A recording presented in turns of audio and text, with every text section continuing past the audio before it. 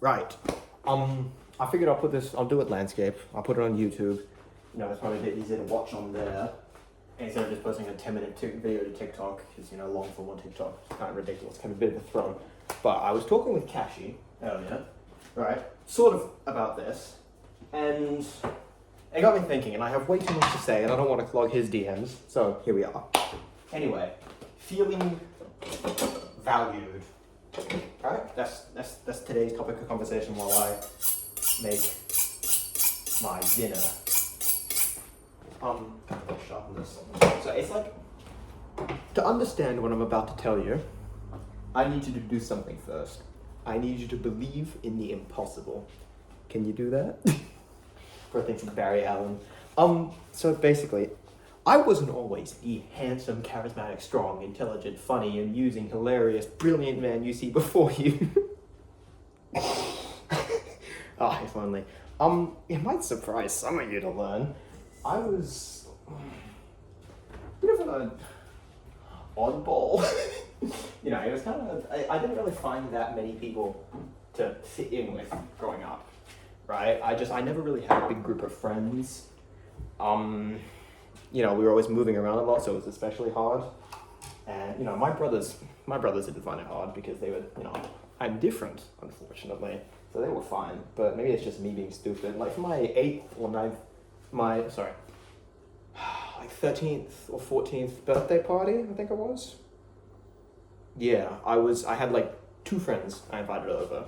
I wasn't like depressed about it or anything, but that was just, you know, that was just the way it was. I didn't have oodles and oodles of friends in a massive friend group or anything like that. I kind of just had like my little people, you know, very few people that I related to and actually like properly valued. So it's just knowing that, and you know, I always have in the back of my mind, I was always the sort of like nerd who was a little bit, I don't want to say fat, because looking back on it, I don't think I was, but back, I thought I was, right? I thought I was, you know, I was definitely round. You know, I don't know if I want to specifically say chunky, but I wasn't a Slim Jim, you know what I mean? So you combine that, not really part of a massive friend group, and then, you know, you also have the thing where like mom and dad got divorced, you know, my brothers moved away to America, and it's not like I have any, I don't consciously harbor any resentment, right? They have very legitimate reasons. I still love them. You know, I'm not really mad at them for anything. And yeah, there's always going to be that little subconscious part that's like, they, you know, why did they leave? And I can't really control that. Logically, I know there's a perfectly good reason, right? But subconsciously, there's always going to be that part that kind of like eats at my self-esteem. Like, you know, pretty much most of my family left. It sounds really depressing saying it. I promise it's not like an actual issue. It's just something that's in the back of my mind always that I can't really get rid of. Anyway, so it's like all that, you combine, you know, it's probably not the greatest self-image I had in my mind. And then, you know, never really part of a big friend group. So what that all ended up being is that I never really felt, or feeling of value, or feeling valued by a bunch of people is always kind of a foreign concept to me. You know, right? Because like, it's just not something that ever happened. You know, it's just nothing I can do about that. But nowadays, right, I was talking with Kashi about this, when I'm in part of this like community, right, and I have these people who tag me in videos, because they want me to see it, or they ask for my opinion, or they just, you know, they just want approval from me. I'm like, that's such a alien, but also incredible feeling. You know what I mean? And it's kind of hard to process sometimes that there's people who like actually value my opinion or like actually want to hear my thoughts, and it's really weird, but also it's kind of a really good feeling. I like it. I like feeling of value, and that might be because it's really new, and that might be like a really egotistical thing to say. I'm not entirely sure, but like feeling like I matter, or like feeling like people actually want something to do with me. And another facet of it is I've never really had like a proper girlfriend, right? I haven't ever considered myself to like actually properly be in love or be loved by somebody. So it's just, I'm sitting here, and then suddenly I have, within the span of like a year, I've built myself up in this community. Not like a fucking mega celebrity or anything, but like 1,000 followers is kind of, in the grand scheme of things, it sounds a bit pathetic, but it kind of means a lot to me, And all these people, when I get like tagged in videos, by people that obviously like me and like my opinion, I try my best to go respond to them, right? And I know, or like try my best to interact with their video, whether it's a like, a comment, a repost, just something to say, I'm here, I saw this, thank you for appreciating me. That's kind of the whole thing. And Keenan, Mr. Keenan has done, he said something, he said something like that before. He's like, these people, they supported me to get with me where I am, so I try to support them and go back and repost everything. Now, obviously, I'm not going to do that because he has a lot more tags than me to sift through. Where's my... Oh, there it is. He has a lot more tags than me to sort through, right? A lot more dog shit to go through. So like, he obviously can't feasibly go through every single tag and look at it. He just blindly reposts everything just to show that he does care. And well, it's kind of funny.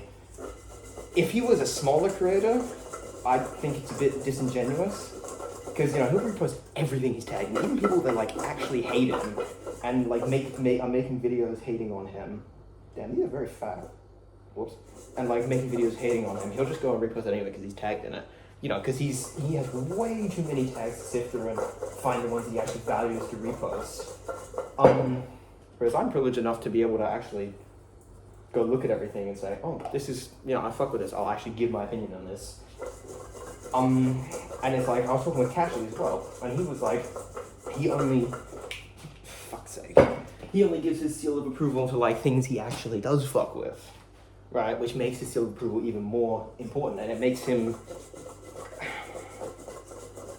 opinion so much more valuable. And I'm sitting there like, fair enough, I fuck with that heavy, but it's just like that feeling of someone actually valuing my opinion is just so new to me over the last couple of, maybe last half a year or so, I want to say is when it started, like, I actually started getting some proper traction. I'm sitting there just like, wow, this is kind of cool. You know what I mean? It's just, I don't know, I probably have some like self-esteem issues. My Instagram comments are really, regardless of whether or not I want to admit it, they probably weigh on me quite a bit. It's just everybody, all of them, or sorry, like 90% of them are just like unequivocally hating me.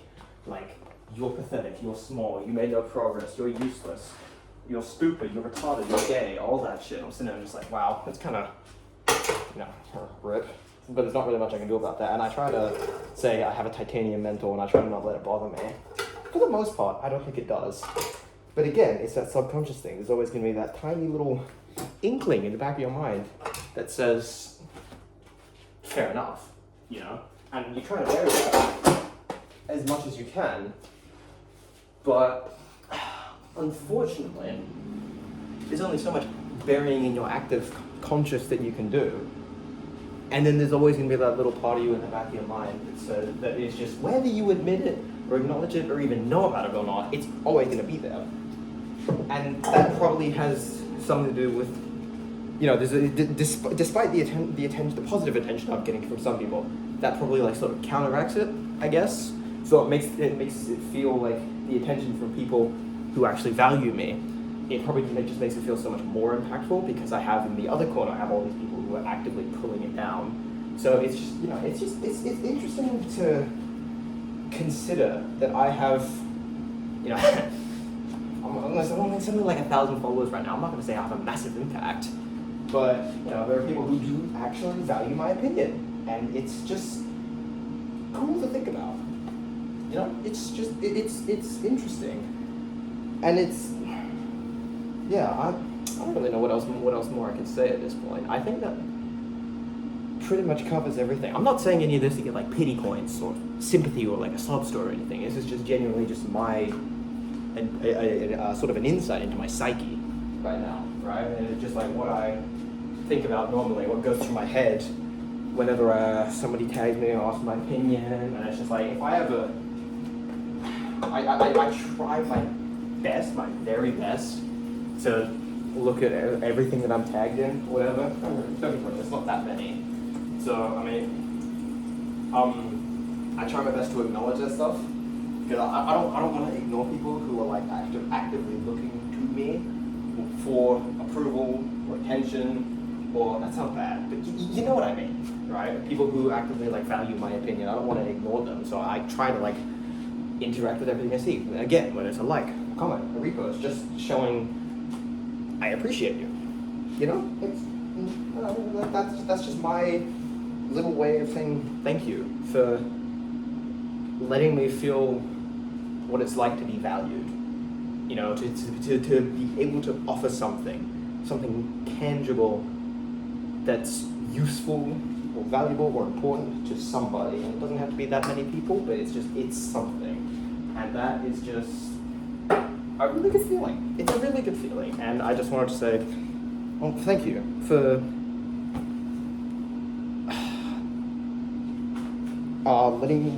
believing in me.